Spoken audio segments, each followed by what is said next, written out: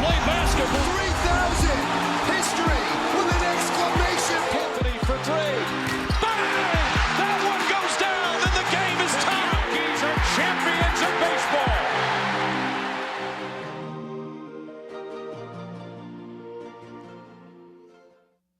All right. Welcome to the show, everybody.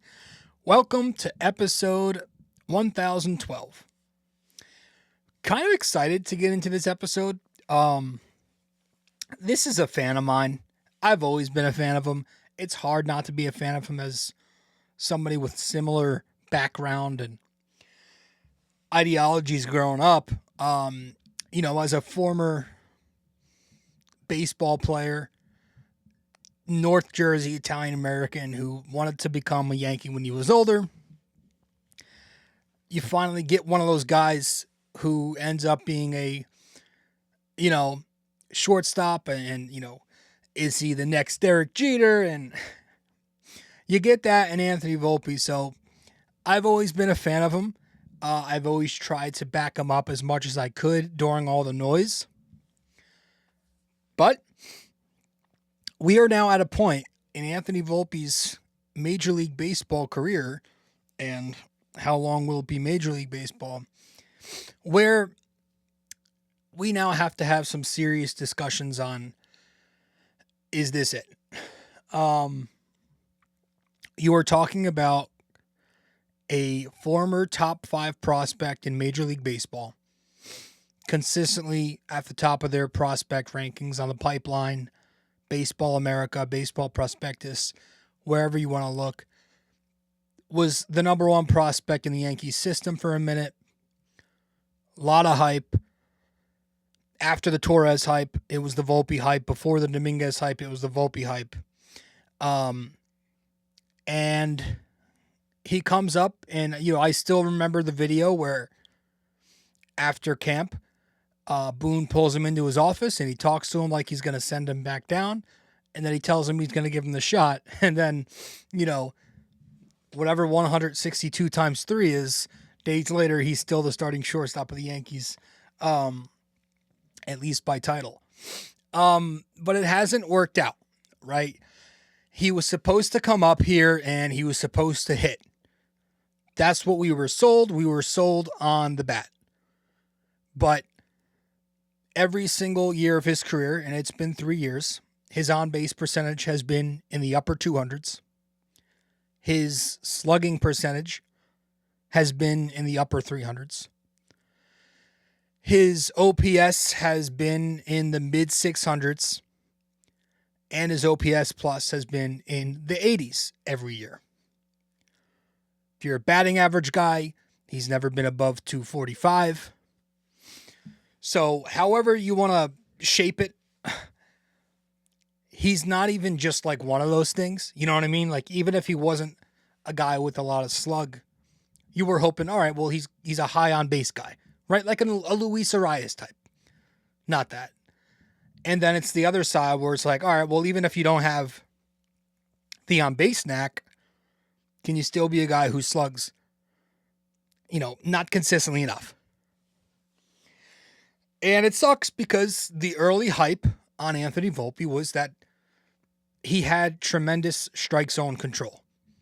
That's all we heard. It's all we read about. He controls the zone very well, but that just hasn't materialized. So I think what I don't want to say frustrates me, but what confuses me a lot with Yankees fans is a lot of Yankees fans want Anthony Volpe to be this high batting average, opposite field hitter, this 300 type hitter, but that doesn't and it never fit his skill set.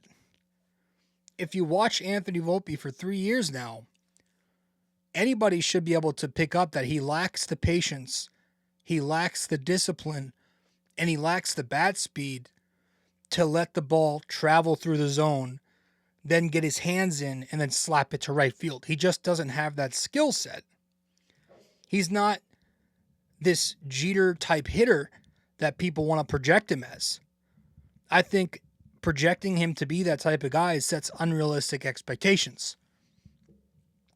So instead, you kind of want him to try the opposite a little bit more. And that's an unpopular opinion, but that has been the problem with his career so far. He's just had an inconsistent approach. As a rookie, he came up here and he tried to lift the ball and he tried to pull the ball. His launch angle as a rookie was 14 degrees. That's 2 degrees higher than league average. His pull rate was 47%. That's 10% higher than league average. His pull the ball in the air rate, yes, that's a metric now, was 20%. That's 3% more than league average. And so that helped him get to 21 home runs, which was the most in his career. It is still the most in his career. But obviously the consistency wasn't there. As a sophomore, he wanted to get more consistency. So what he did was try to kind of go the opposite approach. He tried to level out the swing and be a guy who goes the other way more. And you saw big declines in each of those numbers. Career lows in each of those numbers. He pulled the ball a lot less and he was slapping it to right field more. His launch angle was very low and his pull the ball in the air rate was very low. So that led to a career low 12 home runs. And then you get to last year, where I feel like watching him last year, and this is just by the eye test, but also backed up by the metrics. Last year, he was more back and forth with the approach. Sometimes he tried to pull the ball in the air. Sometimes he tried to be that slap hitter who goes the other way. And because he was kind of mixing in and out with different approaches, he landed with 19 home runs, smack in the middle of where he was his first year and his second year. Smack in the middle of his career. It's the second most in his career of a 3-year career. So that just tells me, like, he's just confused up there.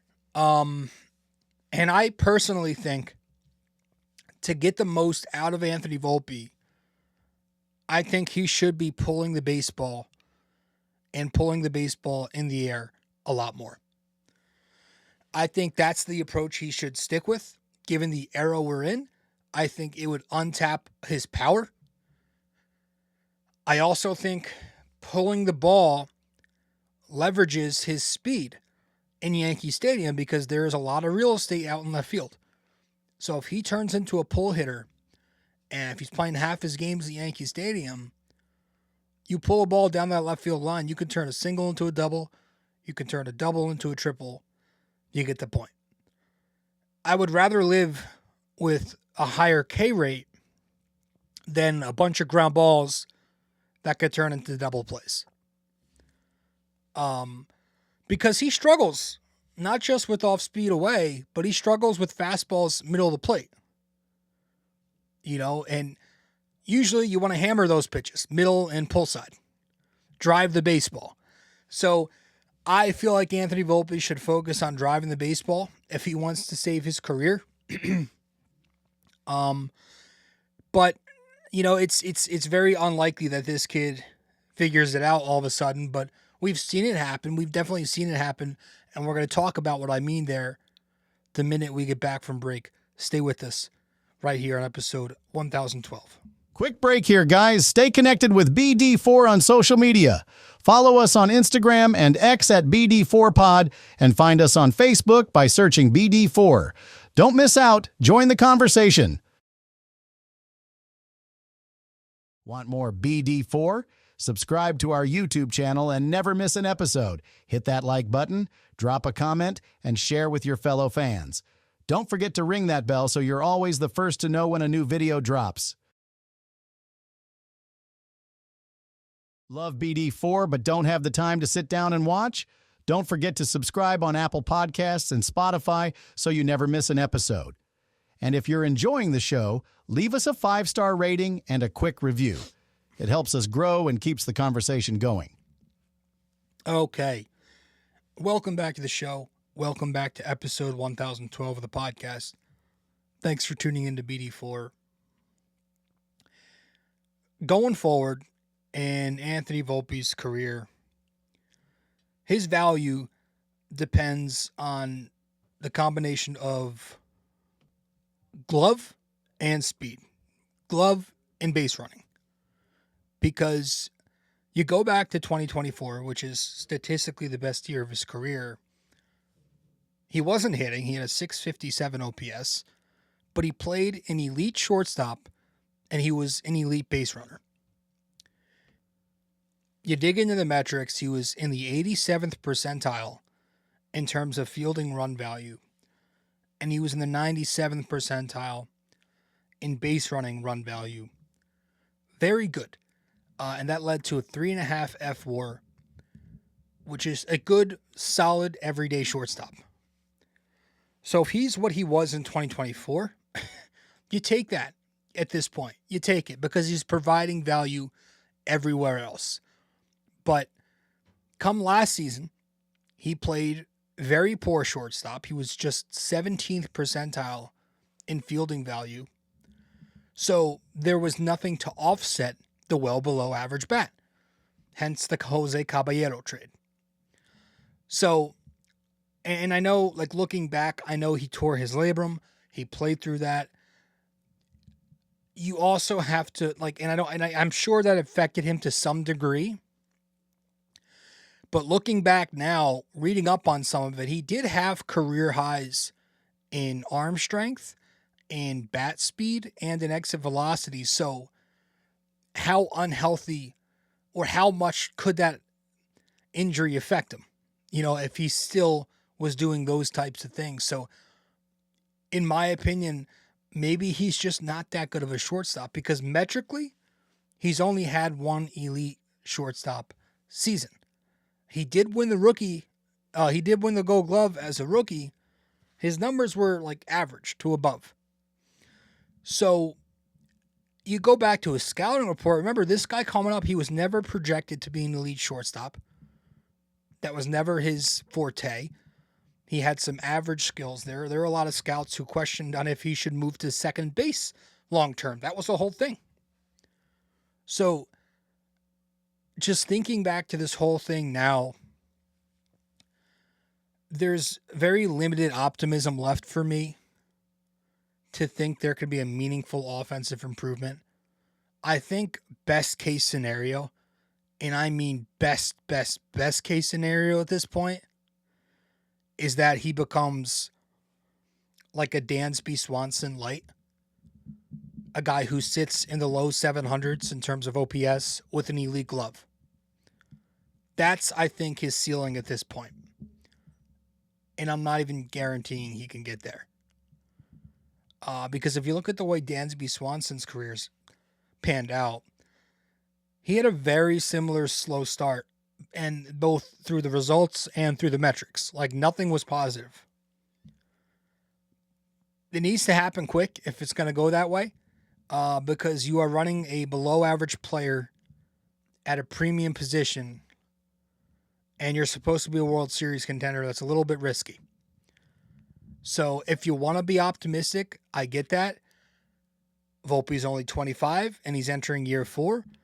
Dansby Swanson didn't put it together until age 25 as well, which was also his year 4 season. You can also look at the angle of that he's going to finally have some pressure on him. Finally, some competition with Jose Caballero at starting shortstop to begin the season. And right behind his ass once Volpe gets healthy. It's a little bit of pressure to perform better. And maybe the rumors that Joel Sherman reported a couple of days ago about Anthony Volpe possibly being demoted to AAA, maybe that lights a fire under him. And you can also look at the angle that says, like, all right, metrically, as bad as he was and is, he still did improve. He still did improve in a couple of areas last year. He had a career high in barrel rate, 11%. That was 64th percentile. Part of that was going to the torpedo bat. He had a career best chase rate by a mile, too. It was 24% last year, 76th percentile. He had his career best bat speed, 73 miles an hour on the swing. That was 59th percentile. and a career high in exit velocity at 89.3 miles an hour, which was 39th percentile, but a career high is a career high. So there were some things that you could take, but I personally don't see it. I could see this being another Daniel Jones thing if you're a Giants fan, or someone like me who's a Knicks fan, like, I don't know, Frank Ntilikina, you know what I mean? Where it's a project for the longest time ever. You hope it pans out. He's like a kid who's easy to root for, but just never happens. And like, we look back at it like, what were we thinking? And that's kind of where I land right now. I'm kind of over thinking Volpe can become something with the bat. And I'm kind of ready to see what Jose Caballero's got. Listen, I don't know if Jose Caballero's the answer. But right now, it is his job to begin the season. I don't know how much longer it'll be his job. To be honest, he could probably produce pretty well, but that might not even be enough to maintain the starting role when Volpe gets healthy. Because the Yankees value Volpe. We all know they value him. They are still in love with him, and all the comments they've made over the years say nothing different. Boone has consistently called him elite. He had that flip out on John Boy, calling him elite, gets mad at them. I remember that. Cashman says he's part of the solution, not the problem. And the actions they've been taking to all say that they point to them wanting to keep Volpe as the starting guy. But Caballero did come here last year at the deadline, and he provided a lot of versatility and a lot of production on both sides of the diamond. Now, he put up a 131 OPS plus in 40 games, so that's obviously not something that's sustainable across a 162. But still, you're only asking for him to do this for a month, and even if he does regress with the bat to being this Volpe-type bat, Caballero is still the better option because he plays a better shortstop, and he's super aggressive on the bases. And he also gets on base a lot more than Volpe has in his career. He's got a 316 career OBP to Volpe's 283. As a rookie with Seattle, he had a 343 OBP. His second season with Tampa, 283 OBP. But last season, a 327 OBP with Tampa, 372 OBP with the Yankees, 339 OBP overall.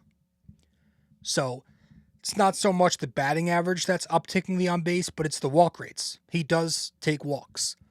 So that's a positive. That's something that might still be there. You're hoping that Caballero, if he's not going to provide you a super high OPS and a ton of power and slug, that he can consistently be on base, when the lineup flips over. So I will say, if we're talking about slug, he is, and he's been vocal about it recently in camp, Caballero, that he's trying to tighten up his stance so he can improve his bat speed and his swing path so he can leverage his power more. He's talked about that. I am all for that. I love that. If he could do that, that's great. I do wonder if that does affect the skill set that we were just talking about, like the contact and the walks.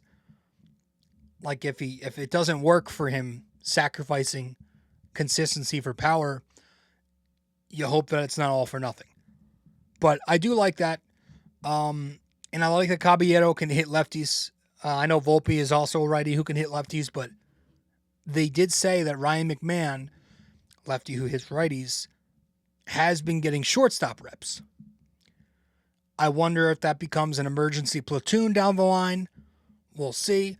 Also, Oswaldo Cabrera will be healthy at some point. But, and then George Lombard. We'll see. He's still probably at least a year away, but I don't know, man. Jose Caballero should be getting the job at the very least until he doesn't perform. I don't think that, like, say Volpe comes back in May, Caballero's, putting up a 700 OPS. Okay, not good. I still think he should maintain that spot because it's plenty enough than what we were getting from Volpe the last 3 years. I don't think Caballero has to be hitting like an MVP to keep his job. And I unfortunately feel like that's going to be the case. But that's all we got.